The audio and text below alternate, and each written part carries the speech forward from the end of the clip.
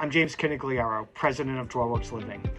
Thanks for joining us today for our webinar, The Essentials of Corporate Housing. I hope our assembled team of experts provides valuable information on temporary accommodations and how they can help your company and your employees.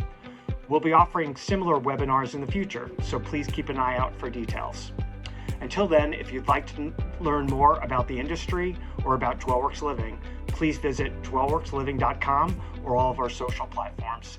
Thank you and enjoy the conversation. Welcome, good afternoon, morning, and evening to the several participants we have joining us. We obviously are thrilled by your level of interest in what we think is very critical service to both relocating professionals as well as business travelers.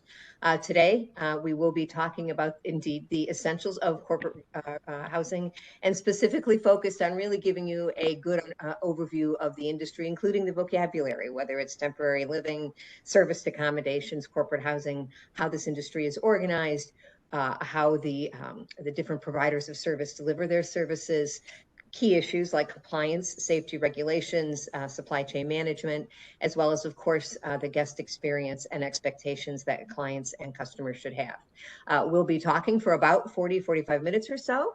And then again, as Megan has indicated, we'll be taking a look at the questions you put into the chat and happily respond to those in the time we have available. And any questions we can't answer, we will certainly cover when we send you all a copy of this recording shortly after it's completed. As Megan has indicated, it is recorded, it's active now, and sort of without further ado, we're going to go right into introducing who our key participants are. So I'll be introducing them sort of left to right, and then each, of course, will have a minute or two to add some comments about themselves. So I'm going to jump right in with Rob Somner, who is the Global Sales Manager for Cheval Collection. Rob is joining us from London, and Cheval has multiple properties there in the UK as well as in Dubai. Rob has been in the hospitality industry for about 15 years. We're delighted, obviously, to have experience join us today. And Rob, any comments for our team before we get started? Thanks for having me along. It's great to be part of the conversation. Great, happy to have you. Thanks so much. And then also joining us is Barb Hale. Barb is the president and founder of dluxSuites, based in Detroit here in the US. Barb saw an opportunity in the marketplace. It'll be a theme you'll hear frequently, I think, in our conversation today about the sort of way this industry has grown, partly through entrepreneurial effort. So she saw that gap in the marketplace and indeed stepped in to fill it. So I look forward to having Barb talk a little bit about how our industry is built. Barb is also the most recent former chairperson of the Corporate Housing Providers Association. So Barb, welcome to the panel, and any comments before we get started? No, thank you. Honored to be here. Great, thanks, delighted. And last, I'm certainly delighted to welcome my colleague, Andria LaMantia, who is the Global Head of Sales for Dwellworks Living. Andria also has multiple years experience in our industry and is responsible for joining and expanding our global sales efforts here at Dwellworks Living. Delighted to have you, Andria, and any comments before we have you jump off the conversation? Just welcome, everyone. I'm looking forward to watching all the attendees traveling in. So thank you, everyone, for joining us today. Great. All right. Good way to get started. Okay, so obviously the essential reason for having this conversation is to really respond to the queries that we've had from all the folks who have chosen to join us today, as well as the comments we hear active in the marketplace at all times. So with that, we're going to start right ahead with Andria explaining sort of what corporate housing is for those of you who want that fundamental, as well as a really good grounding on what it is not. So without further ado, Andria, if you want to jump right in.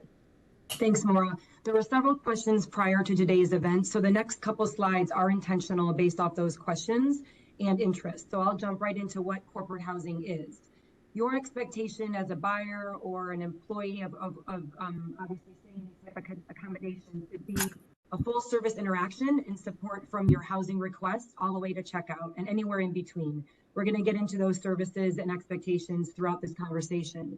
In addition, corporate housing can be selected for relocations, group projects, internships, business trips, long or short-term assignments, the list goes on.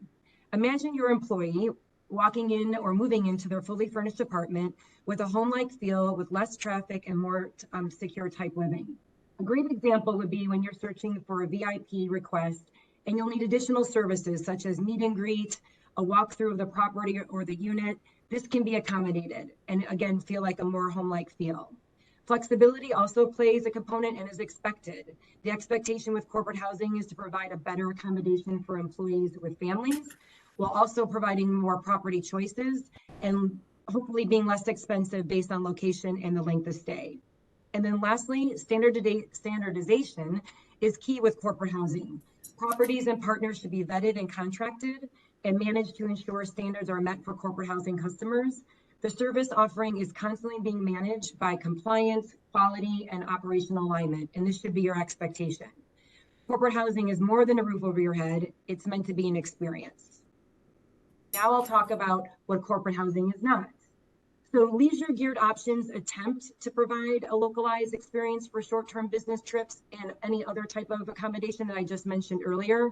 Your corporate housing providers offer a comprehensive solution that helps our customers and yourselves manage a complex budget and or important and priority price points. This also means that it's not just a platform for browsing and booking. There is that experience that I mentioned earlier from the initiation all the way to move out. And based on your program, don't assume that the options are limited to a region or location. A single corporate housing program can include options and properties all around the world. And then lastly, what I'll spend just a moment on is that corporate housing is not inflexible. So I'll underline that and I'll capitalize that I, because previously I just talked about flexibility. These questions continue to come up. Can I book for less than 30 days? Do I need to move in on the first day of the month?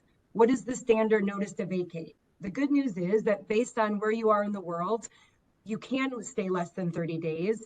About 50% or more of suppliers do offer a short-term stay. Again, it would depend on local regulations and availability. You can also move in any day of the week, any day of the month, and there is no standard notice to vacate any longer. That is up to your housing provider to negotiate that on your behalf. And the goal is to provide a flexible solution regardless of the type of stay, short or long, global or local. So Barb, do you have any comments or feedback on those descriptions that I just shared? The only comment I have is the short-term rentals. I think in the last, call it 5 to 10 years, that word short-term rental means something to different industries that surround a furnished home or an apartment. For us, short-term rentals are like 30-day stays, right? But then there's a whole nother industry that thinks a short-term rental is 1 to 2 nights. So I think that our definitions have become a little bit blurry in terms of what a short-term rental is. But please know that on either side of the coin, anything less than 30 days can be handled by most industries based on laws and legislation. Great point. Thanks, Barb. Great. Thanks, Barb. That's an excellent segue based on your experience and obviously your previous leadership of the Corporate Housing Providers Association and obviously ongoing involvement.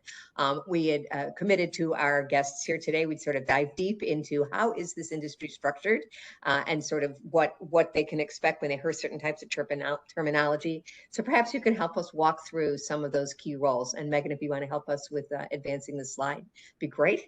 And sort of just a quick structure of some of these providers in the industry, what their roles are, and again, and perhaps most importantly, the difference between the owner-operators like yourselves and then agency businesses. What most people don't know is the corporate housing industry, and Robert gave some numbers, I think last week when we were talking, but about 4 years ago, it was a $1.8 billion industry. And that was not counting, I'm going to call them again, the short-term rental field. That was corporate housing globally worldwide. Robert, did you say the other day that we were like at 1.1? Was that 1.1 you said? In the UK, it's 1.7 million for million. Okay. 1.7 so we're billion. Not a 1.7 billion in the UK.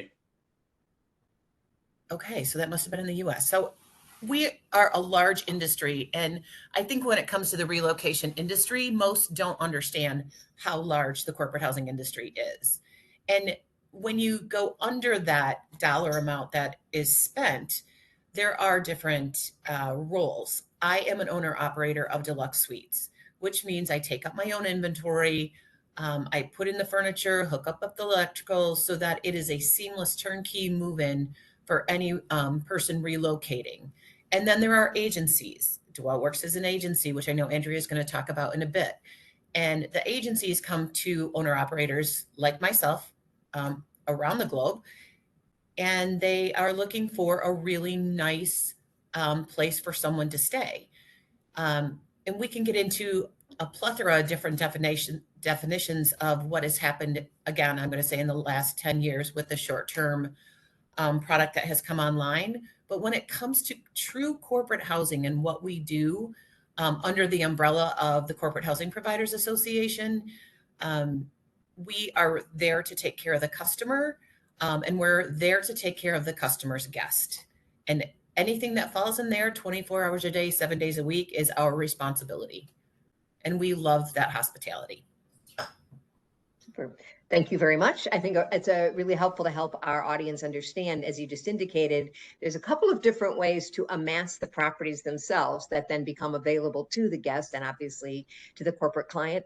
And we'll sort of move that on over to you, Rob, for maybe some insight into that term inventory, which I think can mean different things to different folks. Obviously, Cheval has its very own collection, hence the name. So maybe if you could walk us through a little bit the concept of inventory and how it can mean different things to different users. So in the general marketplace, it's just the available stock that's available, the number of units that anyone has available at any time, any requirement. In the case of Cheval, you alluded to it, that's a studio through to a 5-bed. And due to the ever-growing number of requests we've been getting, we've had to adapt and change our product to the demands of our customers. In the EMEA, it's the speed at which you can respond to requests, so a supplier getting a request. And most of the properties are geared up to receive guests, sometimes same day of arrival. Predominantly in Europe and the EMEA markets, the inventory comes fully equipped. It's set up to allow for swift arrivals. It doesn't. There is no delay here for additional setups, so furniture, utilities, technology, etc., into the apartments. It's the ability to adapt to ever-changing market conditions. When demand has been incredibly hot in the last couple of years, some of the brokers have been able to secure complete buildings of apartments at a fixed cost for a period of time so that they're able to ensure inventory is available to a particular account requirement.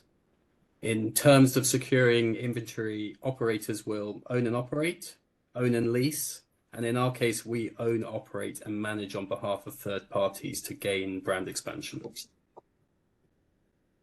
I think that own, operate, manage is a really helpful way of summarizing it all. So again, for the audience and all sort of learning about the essentials as we go through here, just to sort of restate that inventory can be sort of capital I, it's a core business, or small I, it's the availability of properties that various buyers and users can access. So thank you. I think that's really helpful to understand sort of the way inventory can be amassed and then put out to be available to would-be guests and the corporate travel buyers and relocation managers.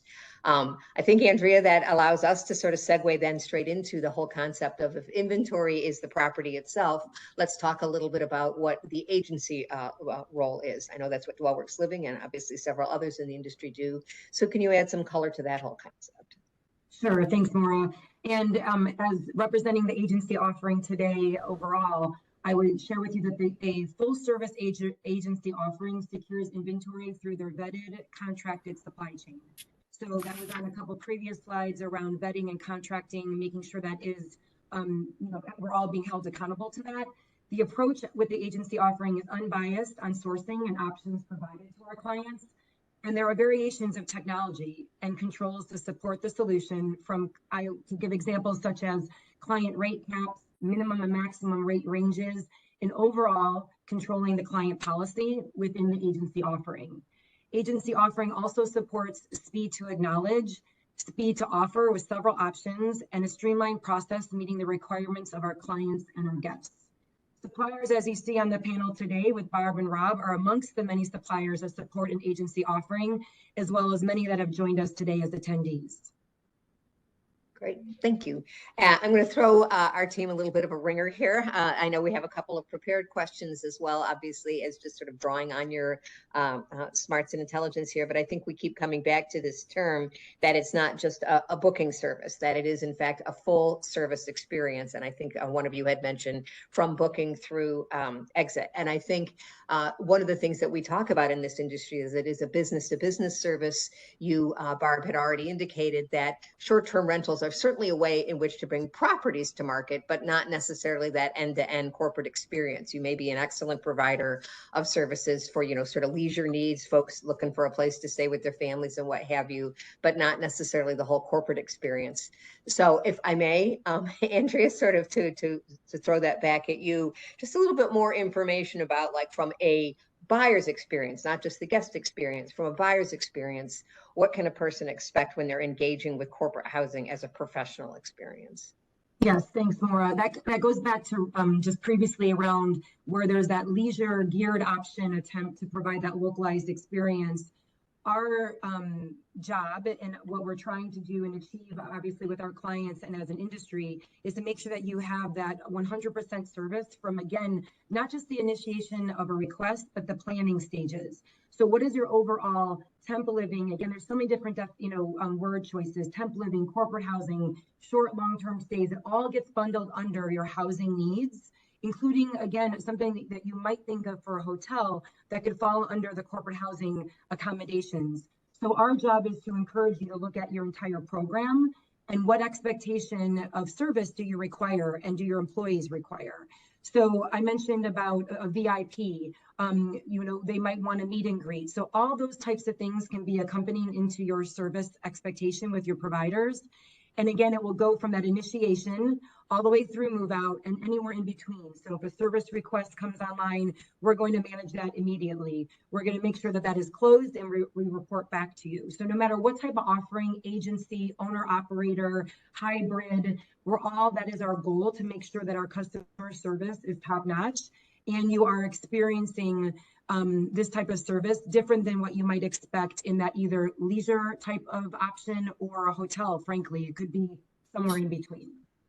So thank you. I think that's really helpful. So when you go back to your sort of what it is, what it isn't slide a little bit earlier, when we talk about flexibility, it's not only about length of stay, but it's literally just as with any other experience, professional to professional. The reason why this service is engaged is to offer flexibility in sort of your business needs and your business planning, not just in the actual experience of the guest. That notwithstanding, obviously the guest experience is by far the most critical, evaluation measure for how well any of us are doing our jobs in the corporate housing space. And I know, obviously, between you both, Rob and Barb, you represent those in the industry who actually are that sort of where the rubber meets the road. So I think we're going to flip that over to you, Barb, for a little bit of highlights on what should guests expect when they're in corporate housing and just essentially how you make that experience terrific for them. I would say the most important thing is the duty of care. It is the most important that you will be well taken care of 24 hours a day, 7 days a week, in an apartment or a house or a condo, based on where you are in the world today. That duty of care is not found everywhere. And I think that we still don't give those 3 words enough credit, that we will take care of you. Again, 24 hours a day, 7 days a week, and you will always be able to reach someone. The fun part of what we do, and if I did have the pixie dust that I think I sometimes have, I would throw it in the air and wish that we could take a step back 10 to 15 years ago and have more conversations on the individuals that are coming in. Some of our greatest stays, something that is fun for us, is not that cookie cutter apartment that looks, the couch and the 2 lamps and the 2 end tables and the coffee table, but it's more if we get a phone call to say, oh, this is a tough move, right? Wife doesn't want to move. Kids are crabby. They're young. They're under the age of 5. She's not going to have a car. And that's when we automatically start asking questions. Well, how old's the little one? Oh, she's 3 and she loves Disney princesses. Well, how old is the little boy? Well, he's 5 and he loves Spider-Man. Okay. And tell me about the wife, right? Did she leave a bunch of friends? Does she drink Chardonnay? Like, what can we do? Does she like potato chips? little tiny things to make their heart happy and the element of surprise. So again, I say Spider-Man, I say Disney princesses. It is very easy and inexpensive to go and find things that make those children smile and squeal. And that is what we love at Deluxe. Same thing for a VIP, right? He's coming in, he's traveled all night, he's been to Brazil twice this week. He's going to be exhausted. We need to be sure that move-in is exceptionally precise. It is at that move-in that things can go wrong, and sometimes they never right themselves if something goes wrong, because then that person is very, it's the old hotel example.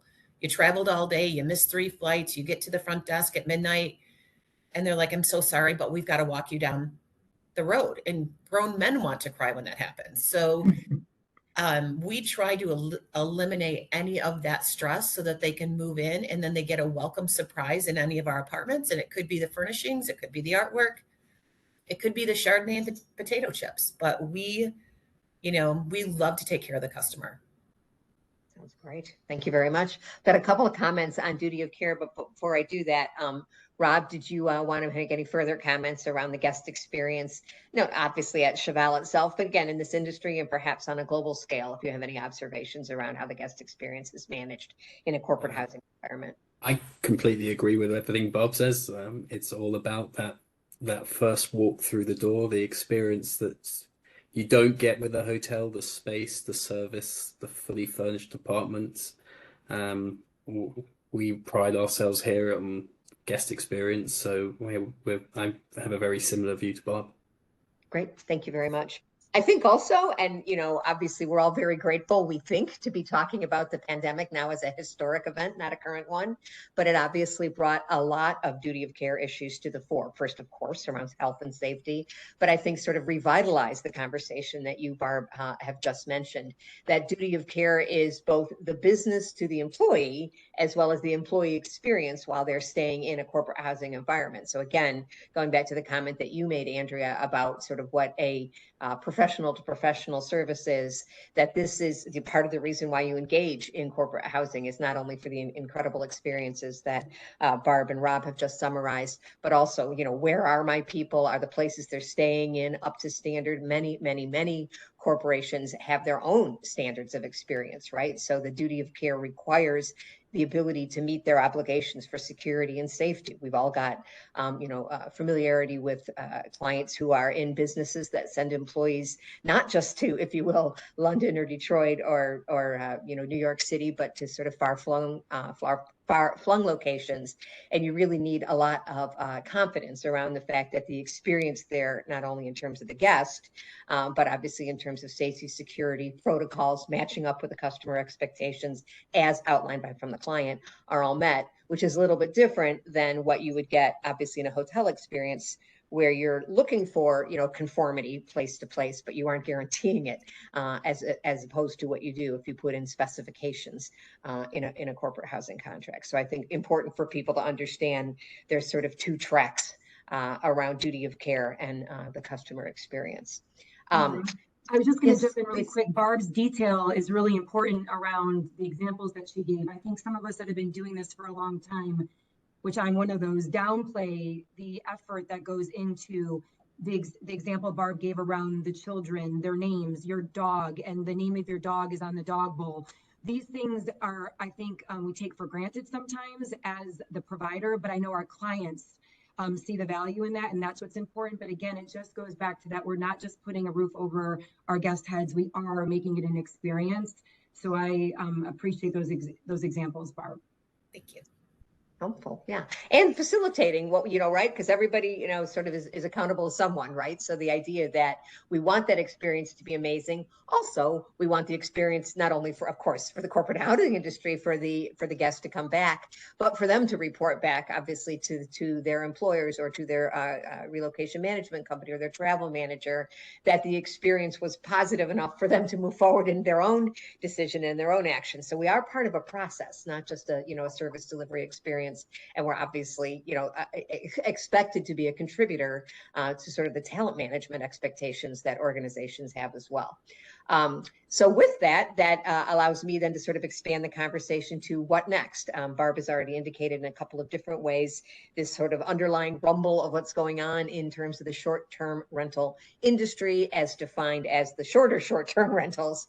And, that obviously is a topic we're all keeping a close eye on. There is, some regulatory questions. It's less impactful to our industry, we think, but part of our job is to make sure that regulators understand the difference between short-term rental as sort of set up for a leisure experience, and obviously short-term rentals in the larger context of managing experiences for professionals on the move. There are also other trends obviously going on in our industry, again, referring back to the now, we hope, concluded pandemic era and the whole sort of, presence of supply then and now. So I'm going to turn back over to Rob. Obviously, you're our designated international voice on this panel. So if you want to talk a little bit about how you think the supply chain has built back up, your just sort of general thoughts around supplier availability and sort of readiness relative to what we all hope will be a continued surge in relocation and travel, but just sort of your observations on trends in the industry. And then I'll ask Barb and Andrea for their comments as well. Okay, thank you. So in terms of the housing supplies, for those those operators that had strong, diverse foundations, most of those have sort of built back, but there's still a little bit room still to come. Those without quite so much diversity in what markets they look after, they're not quite there yet. But demand for this type of accommodation has increased post-pandemic. In terms of the risks that we're currently experiencing, there's still tensions in both Ukraine and Israel, so that impacts us on a global scale. I think it's quite important to note that 50% of the world's population is going to election this year. So with ever-changing economic outlooks across these nations, business is based where these areas are undecided on any outcomes of elections and holding back on projects till markets settle. I know the US is a big one there. The UK are still due to go, but with the rest of the world also going to election, it's a bit of a challenge. In the UK, we still have cost of living and interest rates issues, and the post-Brexit pandemic impact on labour across the hospitality sector is still causing issues. Hotels are now trying to provide a service apartment style offering that doesn't have the same scale as some operators, but still offers a hybrid solution to what we are all doing. And then and then the return to post-pandemic travel has stabilized. So there's slightly less people rushing to get back out traveling. In terms of opportunities, the demand from other sectors for this type of housing has increased post-pandemic. 45% of our markets are business travelers. And with buyers considering the need for extra living space, the importance being placed on suitable work-related conditions, business are really looking more towards a more spacious offering, and that's what the service apartments and corporate housings offer. Diversifications and different routes to markets are really a big opportunity for all of us. And the growing drive to provide more regulated service apartments around the regulation of Airbnb in the UK. You can see this there's a recent study done by the Association of Service Apartments in the UK, and it released that 1.7 billion in turnover from UK service apartment sectors in 2023, and that's compared to roughly 8 billion from the hotel sector. So this is beginning to raise an eyebrow in the investor community, and we're seeing a lot more people looking to invest within this sector. And third-party technology providers are now looking at opportunities where they can help provide seamless guest journeys. So whether that's an app, some form of keyless entry, billing, guest service, they're really looking at how they can support this industry growing. There's much more awareness now of different brands available and the expansion of the service apartment providers globally. It's a terrific overview. Thank you very much. And I think, you know, the tech question is obviously one that's always on everyone's mind. I think some of the references you just made are really helpful, that there are always opportunities to sort of smooth and improve, so to speak, the guest experience, you know, sort of using technology, and also this important merger of, as it becomes a larger industry, attracting investment attention. It only enables sort of the industry has always been obviously professionals providing service to professionals, but this sort of increased volume sort of upgrades the visibility, which I think is good for all of us, right? And that's sort of the core reason why we're doing this webinar today, that a sort of industry, if you will, that's been essential but in the shadows, I think is obviously by definition of growth and expansion, getting a lot more visibility. And so, you know, hence the need to understand how it operates. I think, and maybe I'll go to both of you, starting with you, Andrea, and then to you, Barb. There is, of course, the ongoing question of ADR, the average daily rate. You know, what should buyers expect? You know, nobody can predict what costs will be, but there are a lot of factors for costs. So do you want to comment on, perhaps, Andrea, from your perspective, since you're very active in the marketplace with the team, sort of what kind of challenges and questions you're getting around price, what kind of sort of in advance answers you can give to people to sort of expect how and what determines pricing in the corporate housing arena? Sure. Thanks, Maura. I'll go to average nightly rate in just a minute. I want to unpack a little bit about what you just asked Rob, because these three questions are super critical right now for the industry. Housing is definitely back, but a smaller footprint, but nothing to be alarmed about, because we obviously can, as an agency offering, we can go to our network to have them take down units, but also based off of our client demand, there is of interest to expand that footprint. And then, as Rob mentioned, the risks around the war conflicts, and then, of course, the constraints around regulations and local markets, that continues to be something that is a priority for all of us to be aware of. And then the opportunity is cost savings. I mean, underline that several times around cost savings, and I'll go to the average nightly rate in just a minute. And then, of course, the guest experience. So to go to Maura's just recent question, you know, depending on the location and where you are in the world, interest rates affect corporate housing, obviously, because there's less people buying a single family home and renting more. So depending on where you are, that average nightly rate can trigger an increase based off the environment that you're living in. But our recommendation, and what we hear from our customers, is that you work closely with your provider to strategize the inclusivity of your program.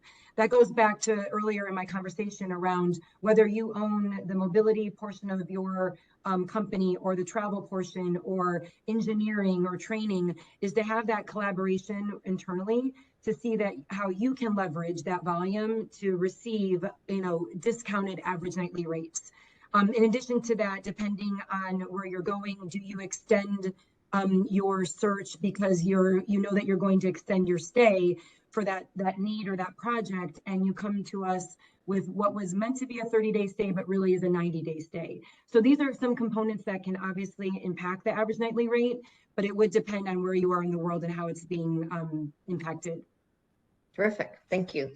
And then Barb, sorry to keep referring back to you in your august role as the leader of sort of our industry association, but I think important. So not only as, you know, a founder operator of your own business, but sort of with a perspective across the industry overall. Obviously, you know, everybody would love to know that which is said that people have been comfortable with in the past will be what it'll be in the future. But as, you know, Rob and Andrea have just indicated, there's a lot of change in the wind. Your comments sort of on what you see now and what you think people should expect, and sort of your general take on the trends in the industry. Okay, what is the state of the industry? Nuts, crazy nuts. That's what I have to say about that. The last 5 years have been hilarious. Maybe we laugh at it, right? The state of the industry is that I do not believe, and I'm going to call it short-term rentals across the board and lump corporate housing in. There will, in my mind, there will always be a specific need to provide an executive and their families relocation, construction, insurance, a fully furnished condo apartment, no matter how you get that. I do believe it will always be there. Is it shrinking? I mean, I think because of the state of the economy, it's shrinking. So I've been to a few corporate roundtables in the last few weeks, and this question is housing and supplier availability back completely. And the question is, that's very broad. There are some buildings you can't get into. There are some regions that are still having inventory issues. I will say that in the Midwest and Arizona, we can basically get into any building. The problem comes, which now I'm digging into this, the problem comes with the 30-day stay. So a few corporates have said to me, how can you say that there's inventory when I can't find anything to fulfill my 30-day stay? I don't know. Because what is happening with an owner operator, in the US and Canada is completely different, as is global. When I take out a lease, right, I, as the owner operator, am responsible for 365 days of that lease if I take a 1-year lease. Am I going to open a 1-year lease on a 30-day stay? I think in this industry, the risk is that 30-day stay, that we need to educate the customer, because I will not be around if I continue to take out leases for 30-day stays, right? I will never be able to backfill the vacancy, and dluxSuites will be a memory and not a current player, right? So the interesting thing for me in the last few weeks and digging in with corporates is that the hotel prices are going up and up and up. It is tough to get a hotel stay for one night for $250. Something happened since January 1st of 2024 in which there is an assumption that our costs have gone down. So the number one call we get now is on rate. And I keep saying internally, our rent prices didn't go down, our furniture prices are not going down, our electrical utility prices are going up. I'm not so sure when you have a like industry in the hotel business that their rates keep going up, up, up. Hotels are trying to push a 35% increase year over year in revenue and rate. I'll take a 2% increase, right? Like, just let's steady everything out. So I go back to the old fashioned way of having conversations to say, I know you have a 30-day stay. I am completely full right now. I would love to open something for you. Will you have more coming? Or is it just this one coming to Michigan that you need to place? I will take care of you, but I can't just take care of you with a lead through a portal or not a conversation, because right now, this is Barb. This isn't Corporate Housing Provider Association. I'm going to say 85% of our leads that come over are for 30 days. And that does present an opportunity. And that's all I have on that. Who better to know? Yeah. I mean, I think that, you obviously raise a lot of important sort of issues that we all want to keep talking about. Point taken, that, the industry needs sort of a white paper on this whole question around short-term living, regulation, 30-day stays, and so forth. So thank you for that. I think people are going to want to see that deeper dive. And also that the macro that sort of governs everything that happens, in addition to what customers want, what are obviously corporations and their providers looking for in terms of a corporate housing managed experience, is the external of, as you and Andrea both indicated, perhaps less so in the UK. I'm not 100% sure, but I think not. Less so, I think, everywhere, that the real estate market sort of determines all. And availability is based on, are there properties built? Are there spaces available? Is there, especially in the US, freestanding homes, not just in apartments rather, but just, single family homes. That kind of, availability determines obviously what kind of pricing can be made available. So I think important to understand macro matters. And at the same time to understand, as I think both of you indicated, there is enough demand in the marketplace that we just need to keep evolving how we put the product in front of them and sort of the structures in which it becomes available. I think I've summarized that right, but Andrea, please. Yeah, I was just going to say, in to encourage Barb and dluxSuites to stay in business, which we all know, I would just mention to relocation management companies that are online and corporations that are online. I think all of us do a really nice job, but we need to continue this in support of them, is that we look at, simple as it might seem, but the extensions. How often are you extending? Can you commit up front to a longer term stay? Is there any way to, if you have consistent volume in a certain location, to take out a longer lease for your employees? So these are the kind of things that we should all take responsibility for and encourage our clients to have conversations around to make sure that that dluxSuites stays in business. We all want you to thrive. Yeah, no, I think that's And others like dluxSuites, of course. good. I just asked Megan whether or not we yet have any questions in the chat room. I think the Yes, answer is no. Do we have a few? Yeah. we have one right now. It is just about this being recorded, and I can just go ahead and answer that.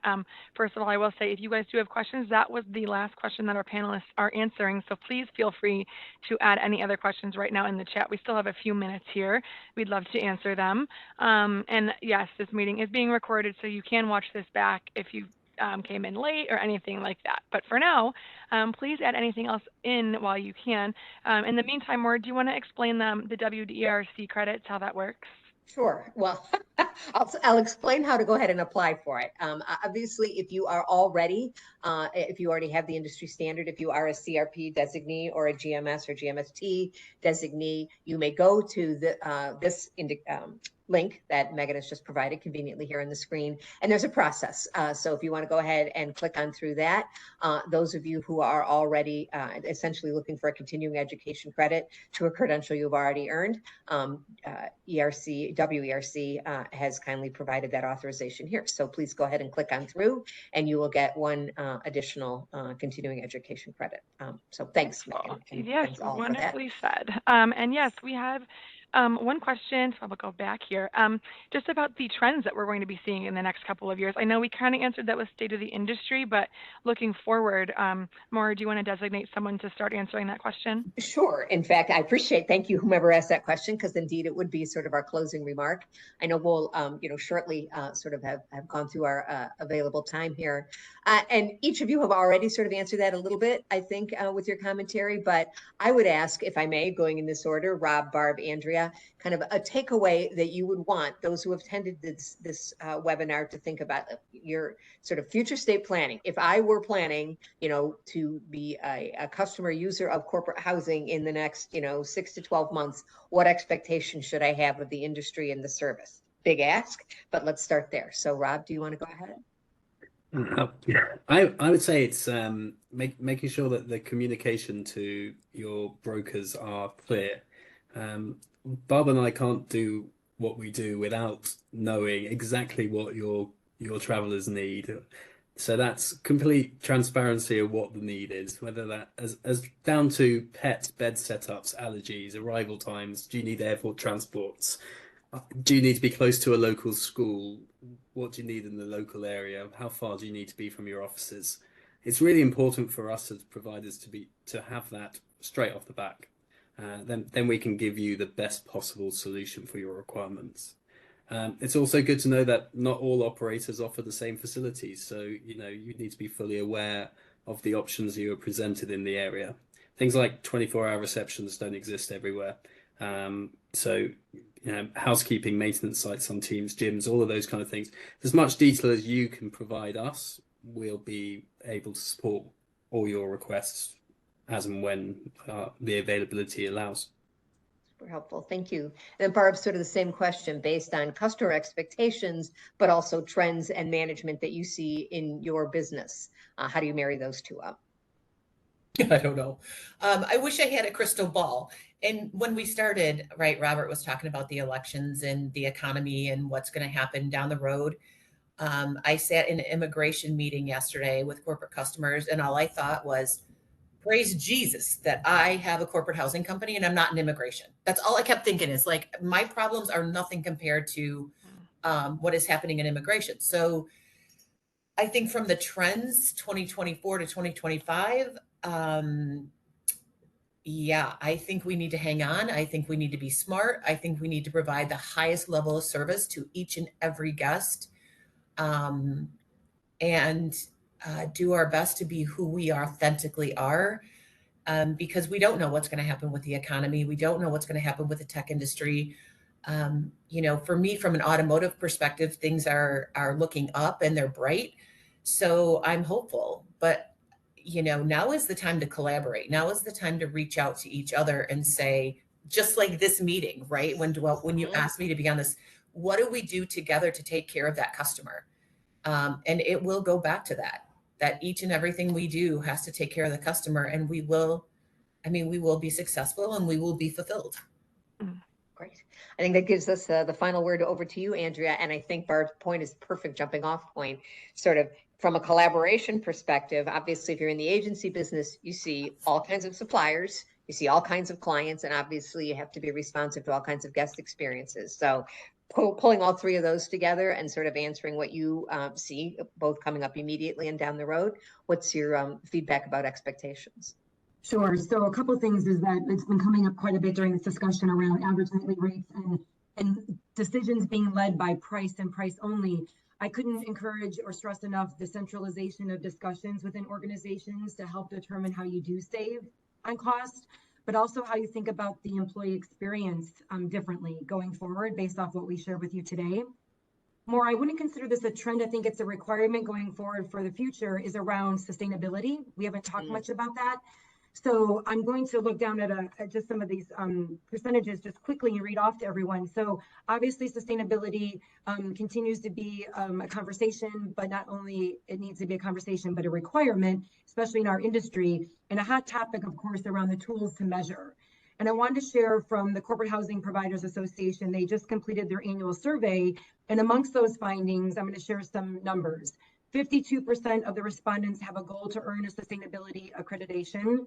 62% are actively engaged in community giving and food bank donations. 72% promote the use of alternatives to single-use plastics on property. 76% donate or recycle furnishings. And 90% want to learn more on what they can do about sustainability. So I share that with you because the providers that are going to provide options to all of our RMCs and our corporate clients, this is the population that you're going to be talking with and knowing how important sustainability is.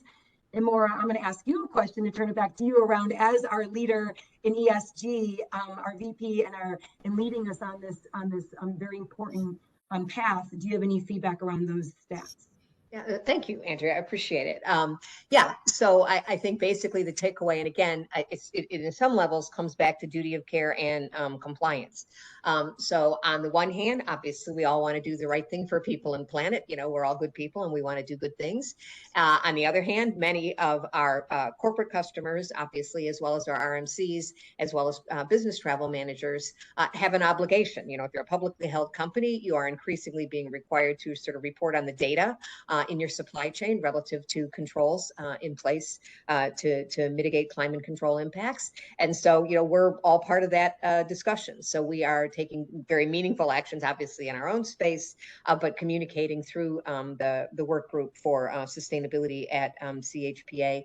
And it's important because obviously, as I just indicated, it becomes increasingly a compliance requirement. So when you meet security requirements, when you meet safety requirements, when you meet, you know, requirements for, you know, obviously the specifications the client themselves has for price and convenience, this now gets added into that mix. So yeah, we are certainly very assertively taking responsibility for being able to provide first sort of feedback to both our suppliers on the one side, our customers on the other, letting them know that action is being taken. And shortly, and by shortly, I mean, it'll probably take another 12 months, but we're in the process to be able to provide, you know, sort of hard data, reliable data, sort of scientifically validated data around emissions inside the corporate housing experience, similarly as you're now getting on hotels. So stay tuned.